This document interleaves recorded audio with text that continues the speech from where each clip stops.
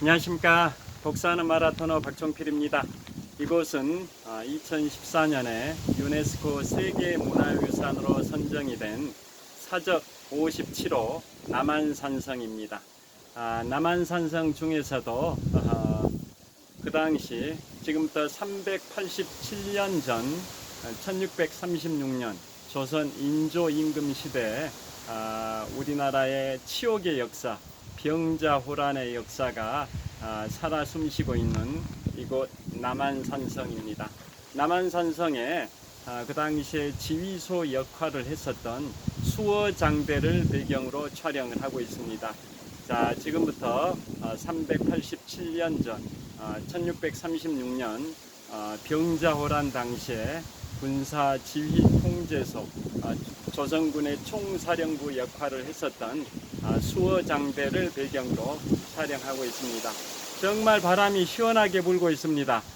어제는 서울 지역이 경복궁 관람하는데 경복궁의 수문장 교대식 때 그 기온이 사람 체온에 육박하는 36점 몇 도까지 상승을 했다고 하면서 미국 텍사스주 출신의 관광객이 그곳 경복궁의 수문장 교대식을 관광하면서 자신이 살고 있는 미국 텍사스주도 미국의 남부 지역이니까 굉장히 더운 편인데 서울의 날씨는 그보다 더 덥다라고 SBS 인터뷰 내용을 제가 본 적이 있는데요.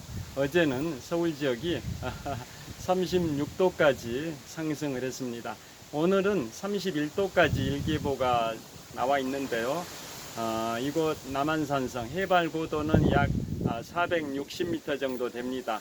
이곳 남한산성의 수어장대에는 바람이 시원하게 불고 있습니다. 자, 얼마나 바람이 불고 있는지 자, 나뭇가지가 좀 흔들리는 모습도 보이실 겁니다. 자, 남한산성의 수어장대 좀 안내문을 보여드리도록 하겠습니다. 자, 이곳은 남한산성의 병자호란 당시에 지휘통제소 역할을 했던 수어장대의 앞마당입니다. 제가 수어장대 명칭에 관한 유적지에 관한 설명 부분을 한번 보여드리도록 하겠습니다. 자, 보시면 사적 57호 남한산성이라고 비석이 있습니다. 이곳은 사적, 역사 유적지라는 뜻입니다. 사적 57호 남한산성입니다. 그 다음에 남한산성 수어장대에 관한 안내문이 세워져 있습니다. 이걸 한번 보도록 하겠습니다. 남한산성 수어장대. 장대란 지휘와 관측을 위해 군사적 목적으로 지은 누각 건물로 남한산성에는 5개의 장대가 있었다. 수어장대는 남한산성의 서쪽에 있어 본래 서장대라고 불렸다. 병자호란 당시에는 단층 누각이었고 수어청 우영장이 서장대에 머물며 군사를 지휘하였다. 이후 영조 27년 1751년에 유수 이기진이 복층으로 중건하고 수어장대라는 편액을 달았다. 지금의 수어장대 현판은 현종 2년 1836년에 유수 박기수가 수어장대를 중수하였는데 그 형인 박주수가 쓴 것이다. 수어장대에서는 수어사가 수어청의 군사를 지휘하였는데 정이품 상사에 해당하였다. 수어청은 한양을 수비하는 5군영의 하나로 본래 한성부, 북부 진장방에 그 본청이 있고 광주 부윤을 부사로 삼아 남한산성을 관할케 하였다. 그러다 운영의 효율성을 도모하고자 정조 19년 1795년에 본청을 완전히 남한산성으로 옮기고 광주 유수가 수어사를 겸하게 하였다. 남한산성 수어장대는 경기도 유형문화재 제1호로 관리되어 오다 2021년에 국가지정문화재 보물로 승격되었다. 또한 수어장대는 세계문화유산 남한산성의 탁월한 보편적 가치 중 하나인 군사경관에 해당한다. 수어장대는 여러 문헌에 등장하는데 그중 조선 숙종의 정비인 인경왕후의 아버지 김만기는 서장대기에서 아래와 같이 언급하였다. 비록 한강의 흐름을 기울여도 그날의 피비린내는 씻지 못할 것이다. 만약에 혹시라도 풍경이나 구경하고 유람이나 탐하면서 다시는 감기하고 탄식하는 마음이 없다고 하면 이는 이른바 그 양심을 잃은 자이다 라고 숙종의 정비인 인경왕후의 아버지 김만기가 서장대기에서 언급한 내용입니다. 자, 이곳은 남한산성 수어장대 안내문입니다. 자, 다시 저쪽으로 이동을 해가지고 촬영을 하도록 하겠습니다.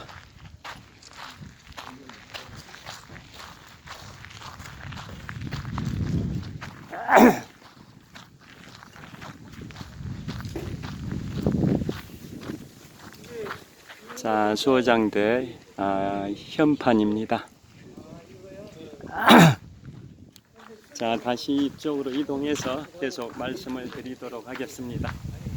자, 그래서 이곳은 2014년에 유네스코 세계문화유산에 선정이 된 남한산성의 중심부에 있는 수어장대입니다. 지금부터 387년 전 1636년 당시 병자호란 당시에 군사지 통제소 역할을 했던 곳이 이곳 수어장대입니다. 바람이 시원하게 불고 있습니다. 자, 주위에 나뭇가지가 흔들리는 게 보이실 겁니다. 이곳은 해발 고도가 약 460m 정도 되기 때문에 잠실 쪽의 평지보다는 시원하게 느껴지는 그런 상황입니다. 제가 오늘은 이곳 남한산성 수어장대에서 국회의원 제명 관련한 이슈에 관하여 유튜브 영상을 촬영하도록 하겠습니다. 어제 국회 윤리자문위원회에서는 더불어민주당의 김남국 의원에 대하여 국회의원에 대한 징계 조치 4가지 중에 가장 중징계인 제명을 권고하는 의사결정을 했습니다. 이제 조만간 국회 윤리위원회가 열리고 또 국회 본회의에 표결을 거쳐가지고 탄핵 여부가 결정될 걸로 예상이 됩니다만은 우리나라 헌정사상 국회의원에 대한 제명은 1979년 10월 4일 그 당시에 김영삼 신민당 총재에 대한 제명이 전무후무했던 사례입니다. 우리나라 1948년에 정부가 수립되고 수많은 역사가 흘렀습니다마는 우리나라 헌정사상 국회의원에 대한 제명은 지금부터 44년 전인 1979년 10월 4일 그 당시에 야당이었던 신민당 총재 김영삼 총재에 대한 제명이 국회의원에 대한 제명으로서 1호 사건이고 그 이후에도 없었고 그 전에도 없었던 전무후무했던 사례가 바로 지금부터 44년 전 1979년 10월 4일 김영삼 신민당 총재에 대한 제명 결의였는데요. 자, 이번에 김남국 민주당 의원에 대한 제명이 국회 표결에서 어떻게 결정이 될지는 미지수이긴 합니다만은 헌정사상 2번째 국회의원 제명의 케이스가 될지 그렇지 않을지는 지켜봐야 할 것 같습니다. 자, 그 관련해서 이번에 국회 윤리자문위원회에서 국회의원에 대한 그 징계는 4가지의 처벌이 있습니다. 징계는 4가지가 있는데요. 가장 약한 게 서면으로 경고를 하는 거고, 2번째는 공개석상에서 사과를 하게 한 거고, 세 번째는 30일간 출석 정지고, 마지막으로 가장 중징계가 국회의원에 대한 제명인데요. 이번에 김남국 의원에 대해서는 제명을 권고를 했습니다. 본인은 국회 상임위원회 활동 중에 두세 번 정도만 코인 거래를 했다라고 답변을 했지만, 실제 조사 결과는 한 200여 차례 이상 상임위원회 활동 중에 코인 거래를 한 걸로 확인이 됐기 때문에 국회의원에 대한 징계로서 네 가지 중에 가장 최고의 징계인 제명을 권고를 했는데요. 아까 말씀드린 것처럼 국회 본회의에서 표결 결과 국회 재적 의원 3분의 2 이상이 찬성을 해야 국회의원 제명이 됩니다. 다들 잘 아시겠지만은 대통령에 대한 탄핵이나 헌법을 개정하는 것이나 국회의원에 대한 제명은 국회 재적 의원 3분의 2 이상이 찬성을 해야 통과가 됩니다. 그래서 김 의원에 대한 제명 결의가 국회 본회의를 통과할지 못할지는 지켜봐야 할 일이긴 합니다만은, 아까 말씀드린 것처럼 우리나라 헌정사상 최초로 전무후무하게 유일무이하게 국회의원에 대한 제명의 케이스가 지금부터 44년 전인 1979년 10월 4일 그 당시에 신민당 총재였던 김영삼 총재에 대한 제명 케이스가 최초의 케이스였습니다. 다들 잘 아시다시피 그 당시에 김영삼 신민당 총재는 나중에 대통령이 되시죠. 김영삼 대통령님 별명이 이니셜 YS라고 하는데요. 김영삼 대통령께서 집권하신 시기가 1993년 초부터 1998년 초까지 5년 동안 대한민국의 대통령을 하셨었고, 그분이 1927년생이신데요.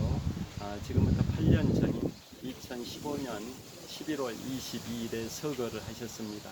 87세의 연세였던 2015년 11월 22일에 서거를 하셨는데요. 그 11월 22일은 미국의 35대 대통령 존 F 케네디 대통령이 서거했던 날짜하고 동일합니다. 미국의 35대 대통령 존 F 케네디는 1963년 11월 22일 날 텍사스주 댈러스에서 암살이 됐는데요. 그로부터 52년이 지난 2015년 11월 22일에 대한민국의 대통령이셨던 김영삼 대통령님께서 서거를 하셨습니다.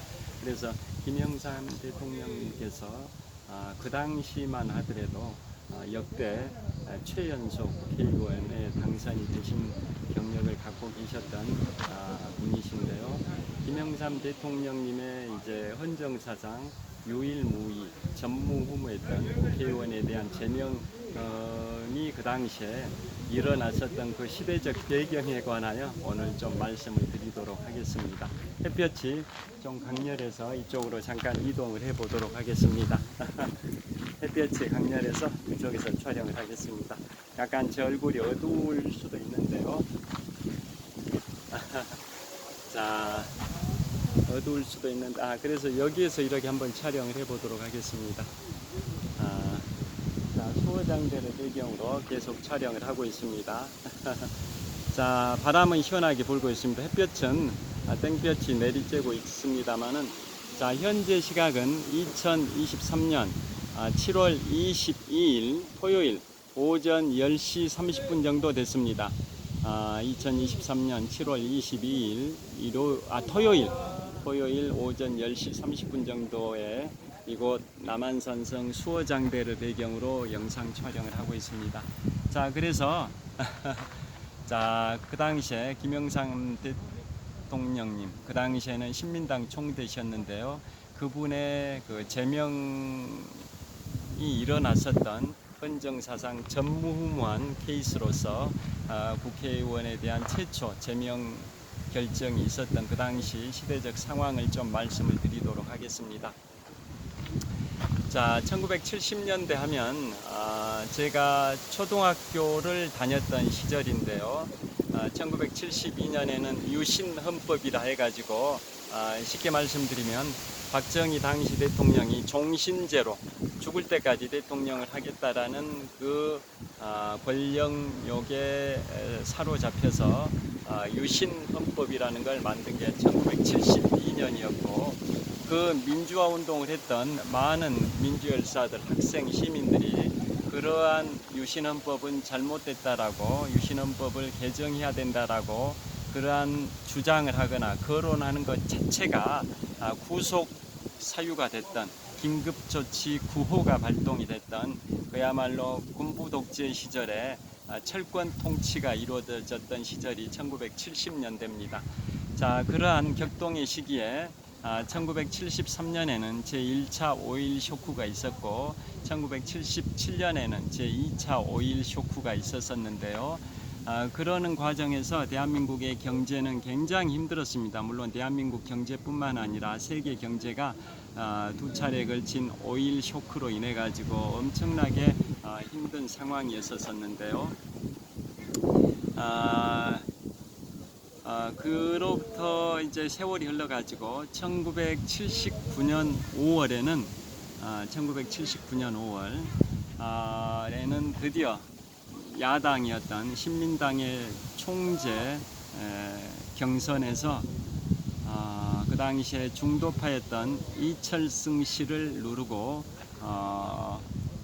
선명야당 민주회복이라는 그러한 캐치프레이즈를 내세우면서 김영삼 의원이 신민당 총재 당선이 됐습니다. 그게 바로 1979년 5월 달입니다. 그걸 말씀드리기 앞서서 그 당시에 세계 정치 상황을 말씀드리면 세계를 주도했던 나라가 미국이다 보니까 미국의 정치 상황 자체가 세계의 정치 상황이라고 표현해도 무방할 것 같은데요. 그 당시에는 미국의 39대 대통령 지미 카터가 민주당으로 대통령을 하고 있었던 그러한 시절입니다. 지미 카터 39대 미국 대통령은 미국의 대통령 중에 유일이 아니라 사관학교 출신이 3명이 있는데요. 그 중에 한 분이 39대 미국 대통령 지미 카터 해군 사관학교 출신입니다. 그분이 1977년 초부터 1981년 초까지 민주당으로 4년 동안 미국의 39대 대통령을 하셨었는데요. 그분의 이제 업적이라고 하면 중동의 화약고 아랍 세력을 대표하는 이집트의 사다트 대통령과 이스라엘의 베긴 총리를 미국의 대통령 별장 캠프 데이비드로 초청을 해가지고 화해를 중재를 했었습니다. 중동의 아랍 세력의 대표국가 이집트의 사다트 대통령과 이스라엘의 베긴 총리를 미국의 대통령 별장 캠프 데이비드로 초청해가지고 중동의 화해를 이제 성사를 시켜서 굉장히 큰 업적으로 남는데요. 그렇지만은 그 지미 카터 대통령 당시에 1979년 무렵에 어떤 일이 발생이 됐냐면 또 우리 헌정사상 최초였던 우리 김영삼 전 대통령님의 신민당 총재 당시 국회의원 제명 결정이 있었던 그 당시가 바로 1979년 10월 4일인데요. 그 해 말에 어떤 일이 있었냐면 1979년 11월에는 이란의 혁명이 일어나죠. 그래서 이란의 그때까지 팔레비 국왕이 친미 정권이었는데요. 이란의 시아파 지도자 호메이니가 혁명을 일으켜가지고 기존의 친미 정권이었던 팔레비 국왕은 미국으로 망명을 하게 됩니다. 그래서 혁명 정권이었던 호메이니 정권에서는 미국으로 망명한 팔레비 국왕을 다시 이란으로 돌려보내라 라고 주장하면서 그 당시에 이란의 테헤란에 주재하고 있던 미국 대사관을 점령을 하게 됩니다. 그래서 미국 대사관 직원 50여 명을 인질로 잡고 거의 1년 남짓, 1년 한 2개월 정도입니다. 1년 2개월 정도 인질극이 벌어지는데요. 그거에 대해서 지미 카터 대통령이 제대로 된 대응을 이제 못한 상황이었고, 또 다음 달인 1979년 12월에는 소련이 아프가니스탄을 침공을 하는 사태까지 발생이 됐음에도 불구하고 지미 카터 미국 대통령이 제대로 대응을 못해가지고 국민들로부터 인기가 떨어졌습니다. 그래서 1980년에 제40대 대통령 선거에서 재선을 노렸던 민주당의 지미 카터 39대 대통령은 대통령 재선에 실패하고, 공화당의 로널드 레이건이 미국의 제40대 대통령에 당선이 된 게 1980년인데요. 자, 그래서 지미 카터 대통령은 1979년 12월에 소련이 아프가니스탄을 침공하니까 그거에 대한 제재로서 1980년 모스크바에서 열렸던 하계 올림픽의 보이콧을 선언하게 됩니다. 그래서 자유진영 국가들 대부분이, 대한민국을 포함해서 서방 지역 자유진영 국가 대부분이 1980년 모스크바 올림픽에 불참을 하게 되는데요. 물론 예외는 있습니다. 영국, 이탈리아, 호주 등 몇 개 나라는 스포츠를 정치와 결부시켜서는 안 된다라고 주장을 하면서 영국, 이탈리아, 호주 등 몇 개 국가는 서방 국가임에도 불구하고 1980년 모스크바 하계 올림픽에 출전합니다. 단 국가 자격으로 출전하진 않고 개인 자격, 선수 개인 자격으로 출전을 합니다. 그래서 보통 올림픽에 입장을 할 때, 개막식 때 입장을 할 때 국기를 들고 입장하는 게 원칙인데, 그 당시에 서방 국가들의 몇 개 나라, 영국, 이탈리아, 호주 등이 출전할 때는 국기를 들고 입장하지 않고 개인 자격으로 출전했기 때문에 올림픽기, 즉 오륜기를 들고 입장을 했었고요. 또 시상식에서 메달을 획득해 가지고 시상식에서 보통 금은 동메달 중에 금메달을 따면 그 국가가 노래죠. 그 나라의 노래, 국가가 연주되는데요.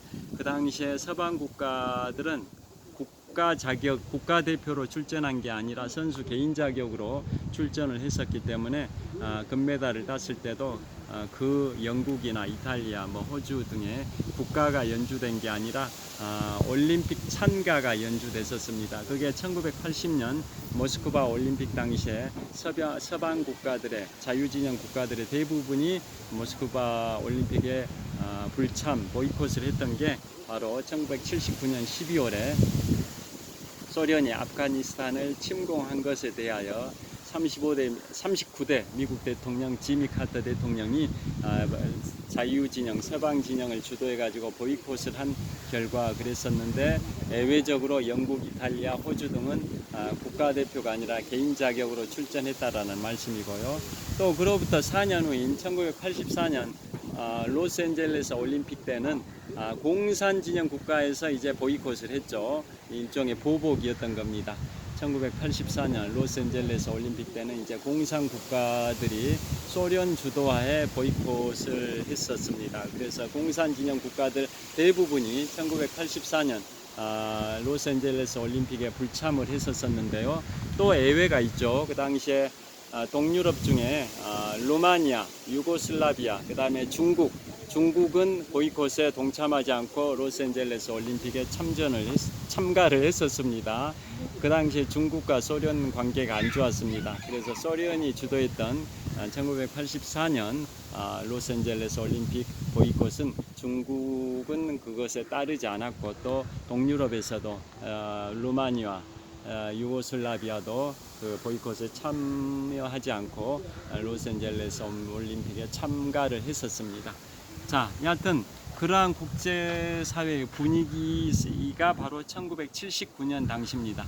그래서 그 당시에 1979년 5월에 신민당 전당대회에서 그 당시에 중도파였던 이철승 씨를 누르고 강경 노선을 주창하셨던 김영삼 전 대통령께서 신민당 총재에 당선이 됩니다.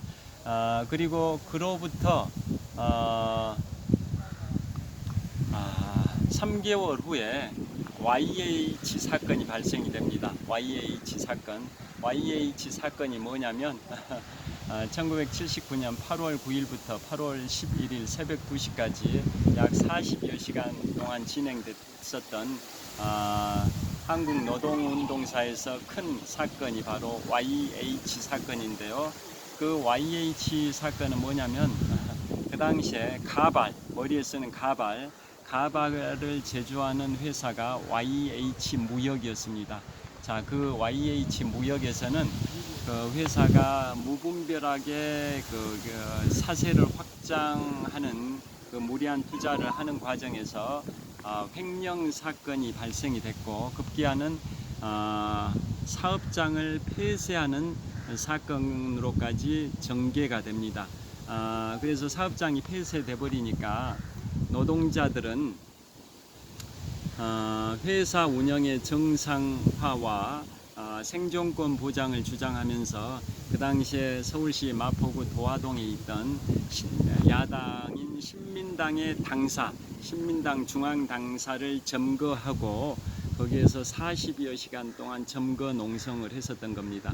그러니까 YH 무역이 사업장을 폐쇄해버리니까 YH의 여성 노동자들이 생존권이 박탈됐다라고 주장하면서 생존권 보장을 기치로 내걸고 그 당시에 야당의 당사였던 신민당의 당사에 들어가서 40여 시간 동안 점거 농성을 했습니다. 그게 1979년 8월 9일부터 8월 11일 새벽 2시까지인데요.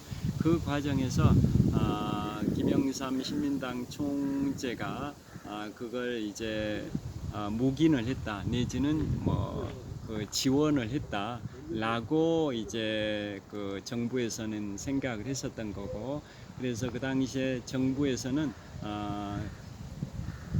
무리하게 진압 작전을 펼칩니다. 그래서 그 당시에 YH 무역의 여성 노동자들이 한 187명이 진압이 되는 과정에서 여성 노동자 한 명이 사망을 해버립니다. 또 사망한 여성 노동자에 대해서 유족들의 동의도 없이 무리하게 부검을 끝내버리고 그 다음에 빨리 화장을 처리하라라고 이런 식으로 유족들을 압박하는 그런 사태로까지 발전이 되게 됩니다. 그래서 그게 굉장히 한국 노동운동사에서 큰 이슈가 됐던 YH 사건이라는 건데요. 자, 그래서 YH 사건이 사실상 박정희 유신 정권의 종말을 초래하는 도화선이 됐다라고 정치적 평가를 받기도 합니다. 그래서 그게 1979년 8월 9일부터 11일 새벽 2시까지 40여 시간 동안 진행이 됐었던 YH 사건이고요. 그 다음에 이제 또 다음 달인 9월 12일에 김영삼 신민당 총재가 뉴욕 타임스와 기자회견을 합니다. 어떤 내용으로 기자회견을 하냐면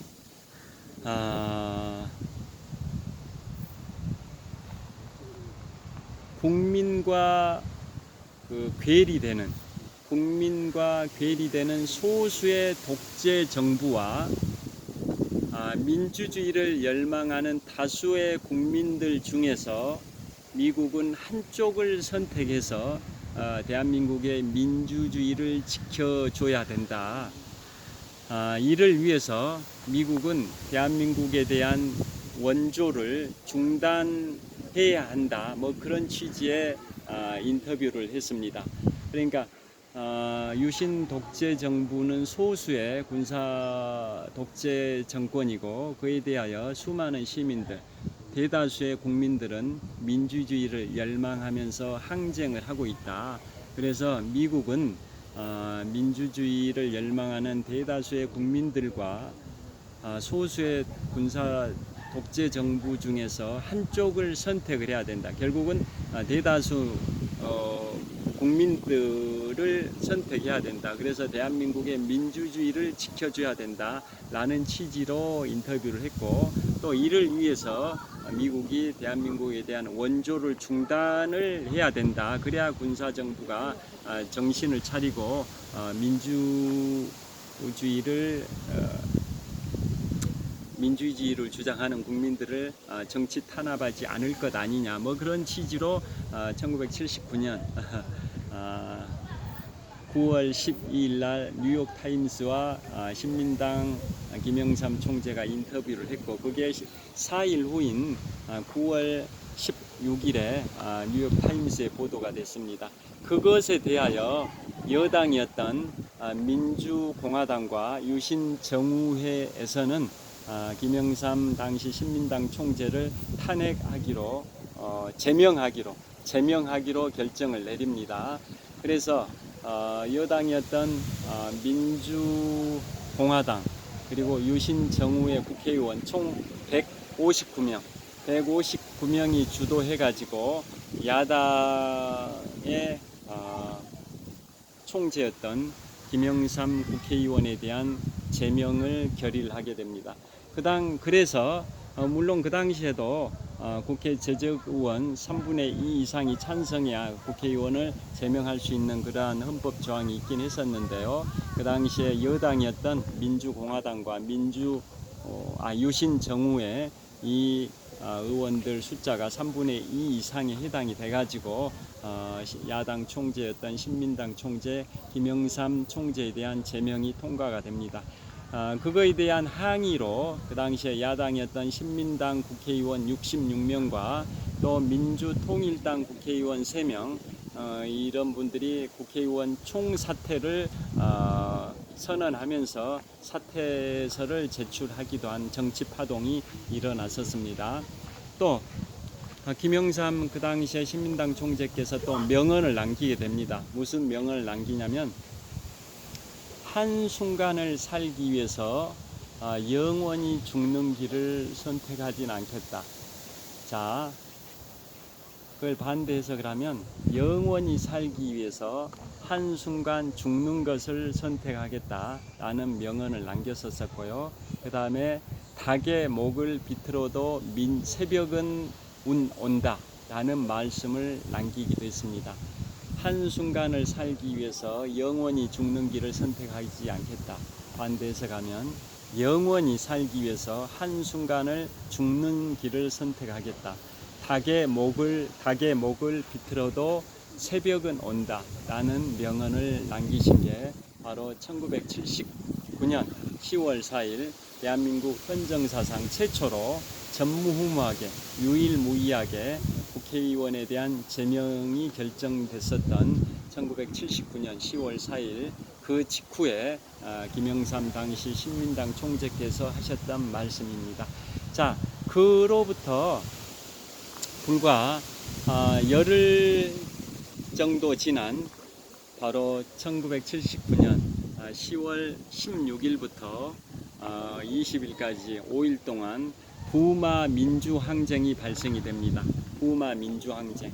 부마 민주항쟁은 부산 지역과 마산 지역의 시민 학생들이 민주항쟁을 펼쳤던 걸 부마 민주항쟁이라고 하는데요. 그게 1979년 10월 16일부터 10월 20일까지 발생이 됐었습니다. 먼저 그 시발탄은 10월 16일 날 부산 지역의 학생들이 김영삼 당시 신민당 총재에 대한 국회의원 제명 결정에 강력히 항의하고 규탄을 하면서 민주주의의 그 복원을 회복을 주장을 하면서 부산 지역의 대학생들이 시위에 나섰던 게 10월 16일 그게 부마 민주항쟁의 도화선이고요. 다음 날인 10월 17일에는 부산 지역의 시민들도 가세해가지고 강도 높게 대규모로 민주항쟁을 펼쳤었습니다. 그 다음에 10월 19일에는 마산 창원 지역에도 그게 확산이 됐습니다.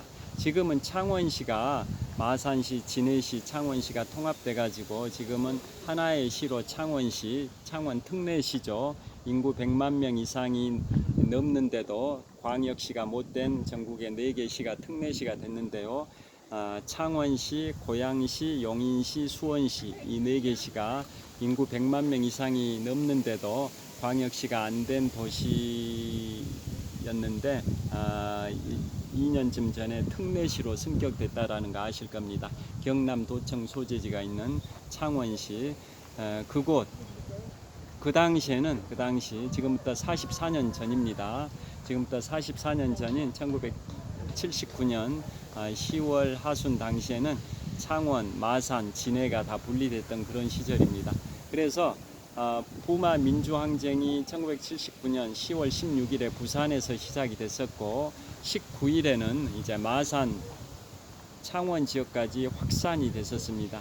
그래서 그거 민주주의를 열망하는 김영삼 신민당 총재에 대한 헌정사상 전무후무했던 유일했던 국회의원 제명 결정에 강력히 항의하는 그러한 시민운동이 민주항쟁이 바로 부산 경남 지역에서 발생이 됐던 겁니다.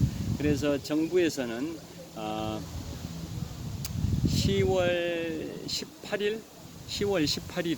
18일에는 부산 경남 지역 일원의 계엄령을 선포를 했고요. 또 10월 20일 정오를 기해서는 마산 창원 지역의 위수령을 발동을 하면서 삼공수 여단을 출동을 시켰습니다. 삼공수 여단. 자, 제가 지금 남한산성 수어장대에서 촬영을 하고 있는데요. 자, 여기 남한산성을 올라오려면 서울시 송파구 거여동 쪽에서 제가 올라왔습니다. 그곳에서 1222개의 나무 데크 계단을 타고 올라왔는데요. 거여동에다가 오늘 아침에 이발을 하고 자전거를 타고 올림픽공원에서 출발해서 성내천 자전거길을 타고 와서 거여동 남한산성 등산로 입구에 자전거를 주차를 하고 그 주차한 때로부터 아침 9시에 자전거 주차하고 여기에 서문 남한산성의 서문 전망대에 9시 반에 도착했으니까 30분 만에 등산을 완료를 하고 지금 한 10시 40, 50분에 유튜브를 찍고 있는데요. 자, 남한산성 올라올 때 등산로 입구가 바로 송파구 거여동입니다. 그곳에 예전에 삼공수여단이 있었습니다. 삼공수여단. 그런데 지금은 그 삼공수여단이 다른 지역으로 이전했고 또 삼공수여단 옆에 전국의 10여 개 그러한 공수여단, 즉 공수부대를 통할하는 특수전사령부가 송파구 거여동 삼공수여단 옆에 있었습니다. 그런데 그 특수전사령부는 경기도 이천으로 옮겨갔고요. 삼공수여단은 어디로 옮겨갔는지 저도 기억은 안 나는데 여하튼 삼공수여단이 송파구 거여동 남한산성 등산로 입구에 과거에는 있었습니다. 그래서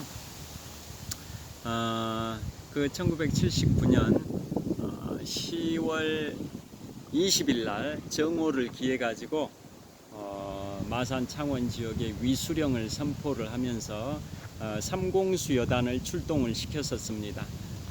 유혈 사태가 이제 발생이 되기 일촉즉발의 그런 상황으로까지 전개가 돼버렸습니다.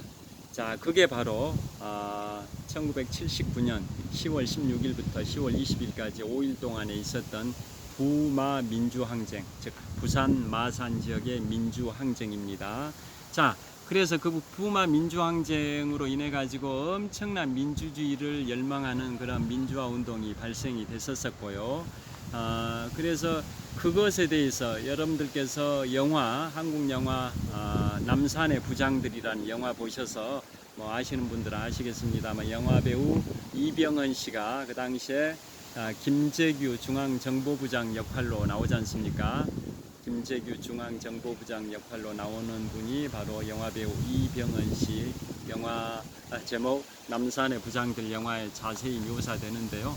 그래서 부마 민주항쟁이 이렇게 굉장히 시끄럽게 발생이 되는데 민주주의를 연망하는 그 부산 경남 지역의 시민들이 엄청나게 시위를 이제 가열차게 했었던 게 부마 민주항쟁입니다.